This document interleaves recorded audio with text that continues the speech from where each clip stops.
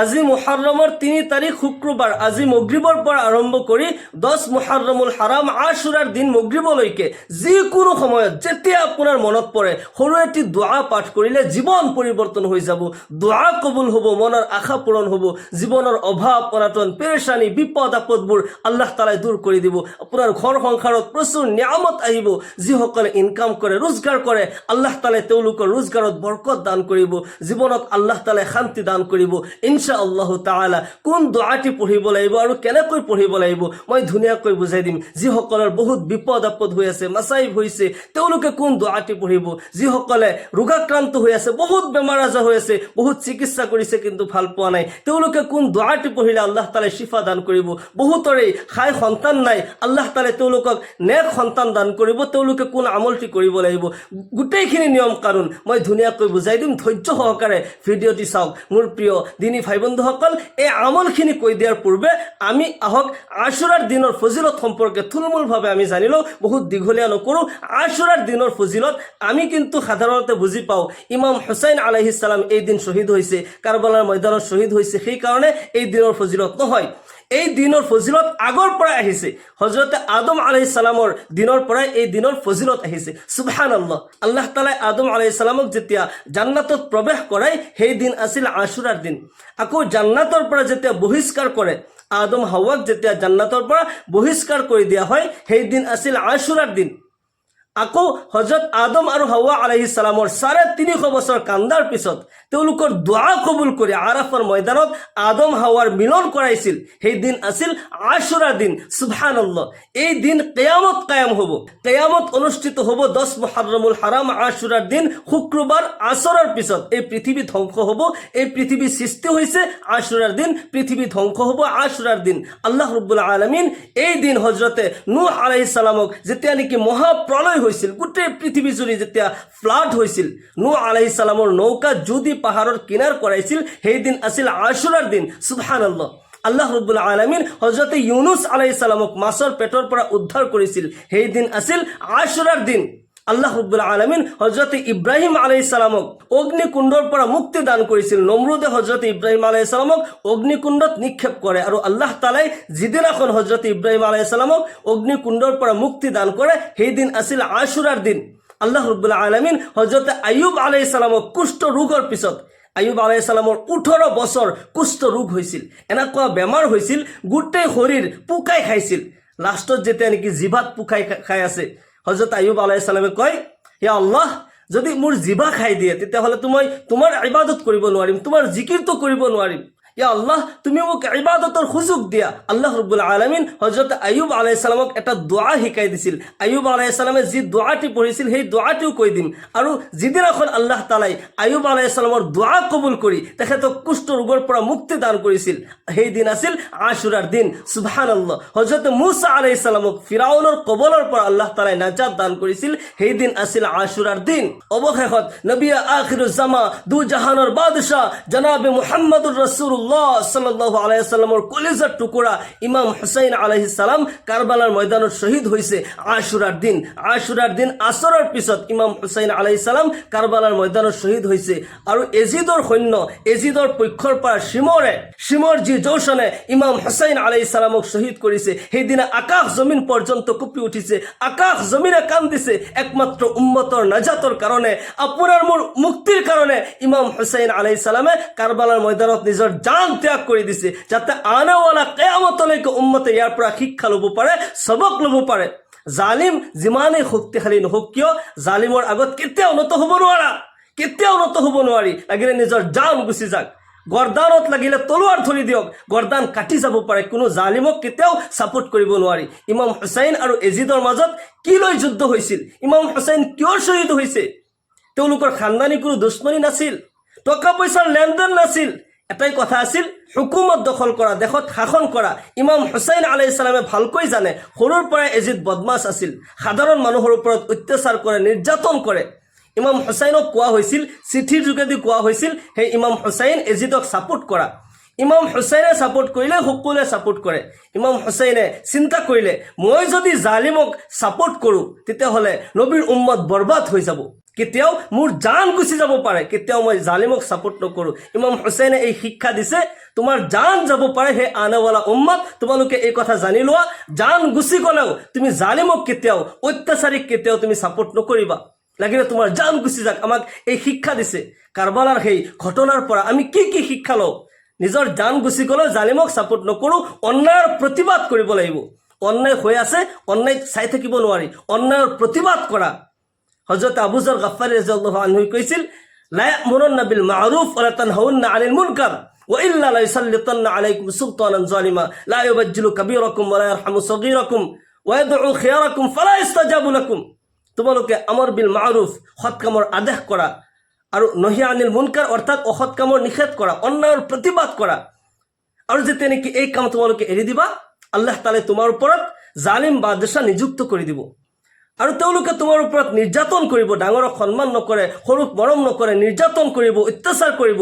তোমালোকৰ শুভাকাংক্ষীয়ে যিসকলে দোৱা কৰিব, তেওঁলোকৰ দোৱাও কবুল কৰা নহ'ব, নাউজুবিল্লাহ। সেইকাৰণে অন্যায় হৈ থাকিলে আমি চাই থাকিব নোৱাৰি। ইমাম হুছেইনে এই শিক্ষা আমাক দি থৈ গৈছে, অন্যায়ৰ প্ৰতিবাদ কৰিবা, জালিমৰ আগত মাথা নত নকৰিবা। ইমাম হুছেইন আলাইহিস সালামে তলোৱাৰৰ তলত এই কথা শিক্ষা দি থৈ গৈছে।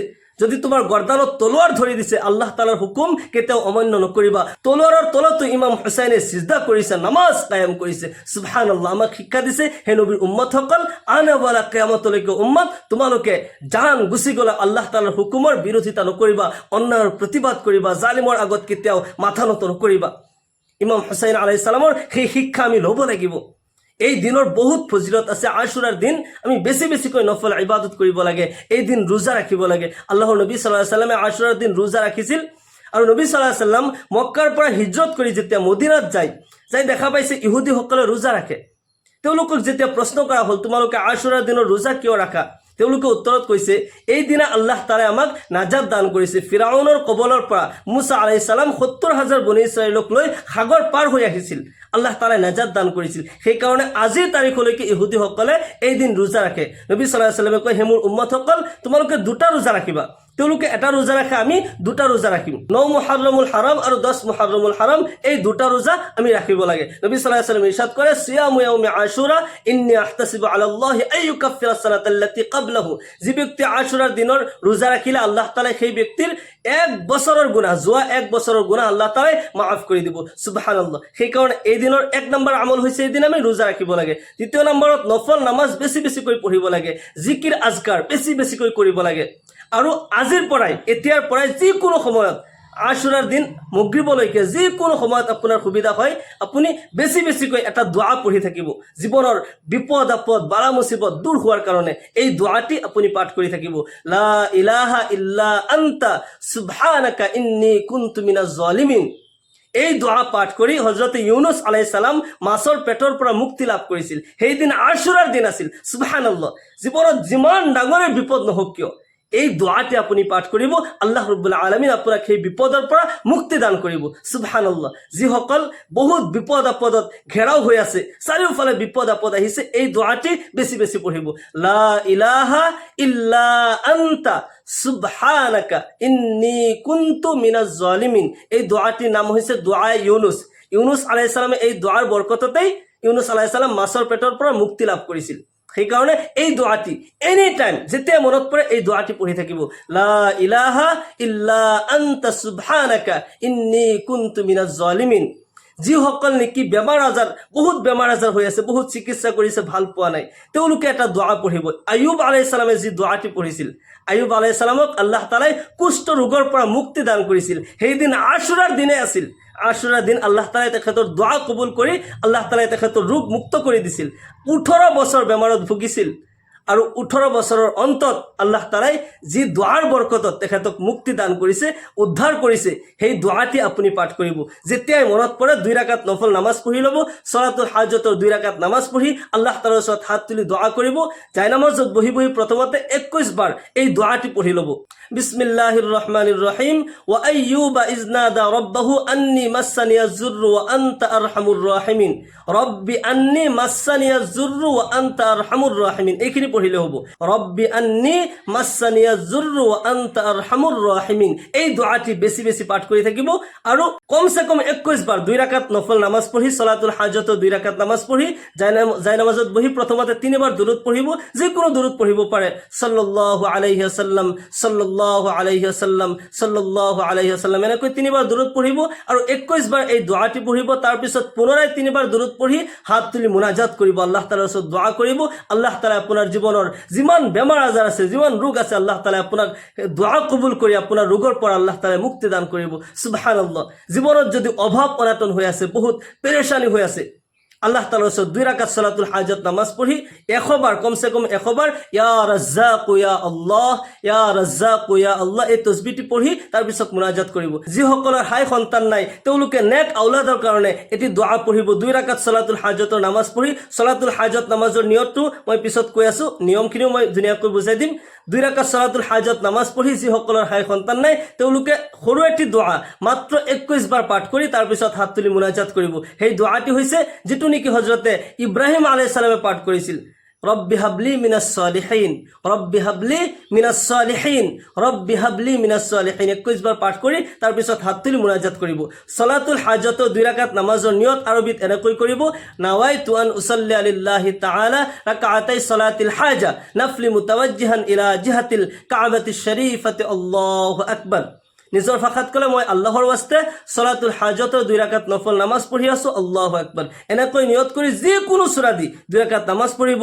আৰু সলাতুল হাজতৰ এটা দোয়া আছে, পাৰিলে এই দোয়াটিও পঢ়িব। নবী সাল্লাল্লাহু আলাইহি ওয়াসাল্লামে শিকাই দিছে, লা ইলাহা ইল্লাল্লাহুল হালিমুল কারীম সুবহানাল্লাহি রাব্বিল আরশিল আযীম আলহামদুলিল্লাহি রাব্বিল আলামিন আসআলুকা মুজিবাতি রাহমাতিক ওয়া আযাইমা মাগফিরাতিক ওয়াল গনিমাতা মিন কুল্লি বিররি ওয়াস সালামাতা মিন কুল্লি ইসম লা তাদা লানা যামবান ইল্লা গফারতা ওয়ালা হাম্মান ইল্লা ফাররাজতা ওয়ালা দাইনান ইল্লা কাযাইতা ওয়ালা মারদান ইল্লা শাফাইতা ওয়ালা হাজাতাম মিন হাওয়াইজিদ দুনিয়া হিয়া লাকা রিদান ইল্লা কাযাইতাহা ইয়া আরহামার রাহিমিন। এই দোয়াটি নপঢ়িলেও কোনো কথা নাই, যদি পাৰে আপুনি এই দোয়াটি পঢ়িব। তাৰ পিছত জায়নামাজত বহি 3 বাৰ দুৰূদ পঢ়ি তাৰ পিছত ৰব্বি হাবলি মিনাস সালিহিন এই দোয়াটি পঢ়িব। আৰু 21 বাৰ পঢ়াৰ পিছত আকৌ 3 বাৰ দুৰূদ পঢ়ি তাৰ পিছত হাত তুলি মুনাজাত কৰিব। আল্লাহ ৰাব্বুল আলামিন যিসকলৰ হাই সন্তান নাই এই আমল কৰিলে পতি পত্নী গিৰিয়েক ঘৈণীয়েক সকলোৱে দুইজনে এই আমল কৰিব। 2 ৰাকাত নামাজ পঢ়ি আল্লাহ তাআলাৰ ওচৰত দোয়া কৰিব, আল্লাহ তাআলাই নিশ্চয় মনোবাঞ্ছা পূৰ্ণ কৰি দিব। 9 চান্দি মাহত মুহৰৰম মাহ ইছলামৰ নতুন মাহ হয়, ইসলামিক মাহ হয়। আৰু এই মাহৰ প্ৰথম সপ্তাহতে এই আমল কৰিব। আশুৰাৰ দিনলৈকে যেতিয়া আপোনাৰ সুবিধা হয় এই আমল কৰিব। আৰু মক্ৰু সময় বাদ দি যেতিয়া নামাজ পঢ়ি এই আমলটি কৰিব, নামাজ কিন্তু মক্ৰু সময় বাদ দি আপুনি পঢ়িব লাগিব। মক্ৰু 5টা সময় আছে, প্ৰতিদিন 5টা সময় নামাজ পঢ়া মক্ৰু। সূৰ্য উদয়ৰ সময়ত, সূৰ্য অস্ত যোৱাৰ সময়ত, সূৰ্য যেতিয়া মূৰৰ ওপৰত থাকে পুৰা দুপৰীয়াৰ সময়ত, আৰু এটা হৈছে ফজৰৰ ফৰজ নামাজৰ পিছৰ পৰা বেলি ওলোৱালৈকে, আৰু এটা আসৰৰ ফৰজ নামাজৰ পিছৰ পৰা আৰম্ভ কৰি মাগৰিবলৈকে। সেইদিনা আসৰৰ নামাজ যদি বাকী থাকে তেতিয়াহ'লে সূৰ্য অস্ত হোৱাৰ আগে আগেও পঢ়ি ল'ব পাৰি। ইয়াৰ বাহিৰে অন্য কোনো নফল নামাজ এই সময়ত পঢ়িব নোৱাৰি, মক্ৰু হয়। আল্লাহ তাআলা আমাক সকলোকে কোৱা আৰু শুনাতকৈ বেছি বেছি আমলৰ তৌফিক দান কৰক। বেছি বেছিকৈ আশুৰাৰ দিন আমাক ইবাদত কৰি আল্লাহ তাআলাৰ সন্তুষ্টি হাসিল কৰাৰ তৌফিক দান কৰক। সকলোকে আল্লাহুম্মা আমিন। ওয়া আখিৰু দাওয়ানা আলহামদুলিল্লাহি ৰাব্বিল আলামিন। আসসালামু আলাইকুম ওয়া ৰাহমাতুল্লাহি ওয়া বাৰাকাতুহু।